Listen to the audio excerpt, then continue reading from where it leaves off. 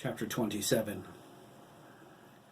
Kevin reached the top of the basement stairs, his rage like a supernova in his head. Twice he hit his shins on something in the basement. One of them was that stupid 900-year-old lawnmower she never junked. Is it possible to hate your mother enough to murder her? Kevin reached out, plodding matricide, and opened the door. Blood ran down the front of his leg where the mower's rotary blades cut him. He limped into the darkened hallway. A blur of motion raced out of the shadows on all fours and plowed into him. It felt like being hit by a freight train. Kevin gasped, torn off of his feet. He sailed into the living room and slammed onto the hardwood floor, his ribs cracking. His assailant landed on top of him, its paws on his shoulders. Its weight nearly crushed him. Kevin stared up in shock. Glowing, angry red eyes glared back at him. It leaned in and growled, baring its glinting, sharp, silver fangs. Kevin's mind screamed. It's a wolf! Panic gave him strength, and he struggled, but he wasn't strong enough to break free. He inhaled deeply and screamed, Mom! His assailant leapt away. Kevin fought to move, his ribs grinding painfully together. He reached out and caught the edge of the coffee table. He used it to hoist over to his side. He froze, hearing his assailant's renewed growling. It was low, a guttural sound that seemed to come from everywhere. Kevin's eyes darted around the room. His assailant's glowing eyes betrayed its location. It was perched on the back of the couch, leering down at him. Mom? Kevin whispered, choking back a sob. Mom, help me! In the bedroom, his mother snored on, oblivious. She cannot answer you, Wolf Boy 1 said. Kevin jumped, startled by its voice. The wolf talks?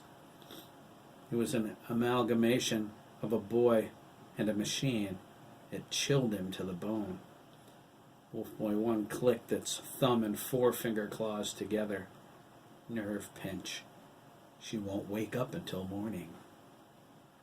Kevin screamed. He ignored the pain in his ribs, rolled to his feet, and bolted for the front door. Wolf Boy 1 leapt from the couch. It rammed into Kevin from behind, knocking the wind out of him. It grabbed him by the shoulders and threw him across the living room. Kevin bounced off of the dining room table, crashed through the sliding glass doors, and flew into the backyard.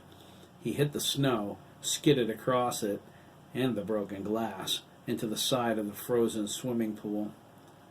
It felt like hitting a brick wall. Kevin struggled to stand, dazed, busted up, and bleeding. Wolf Boy 1 sprang onto the dining room table. It swayed from side to side, examining its victim. Its glowing eyes shifted from red to deep purple. Blood detected, Wolf Boy 1 stated. Bioscan enabled. It dug its claws into the tabletop, preparing to attack. It paused as the purple light from its eyes cascaded over a spot of Kevin's blood on the snow. The table splintered beneath its weight. Wolf Boy 1's face displayed agitation. Warning, it growled. Target Kevin Rossetti. Viral infection. Identifying. Stand by. Kevin thought, whatever this thing is, it seems stuck or something. He spat a wad of bloody phlegm into the snow. It looks like a werewolf with bionic teeth. Kevin decided the sudden delay was his chance to escape. He turned to sprint, but slipped on a patch of smooth ice. He fell, face first, a sharp outcropping of icicles cutting his cheek. He cried out in pain and surprise. Analysis complete, Wolf Boy 1 growled. Hepatitis B detected. Disable hand claws. Alternate sanction method advised. Computing. Hepatitis. Kevin coughed, a wad of blood and snot coming up from his throat. He leaned up and spat it at Wolf Boy 1. It slapped onto the table to its front. That's right. A gift from prison. It could have been AIDS, considering how many times the other inmates hurt me. He smiled bloodied teeth. They don't like sex offenders in prison. Guess you can't touch me anymore, can you? Freak! Monster! You! Sanction method determined. Wolfboy 1 leaped from the table. It landed in front of Kevin with a loud thump, transforming to its human form. It reached down, latched onto Kevin's neck, and lifted him into the air. The purple glow from its eyes outlined its face. It pulled them together, nose to nose. Kevin's eyes grew wide with recognition.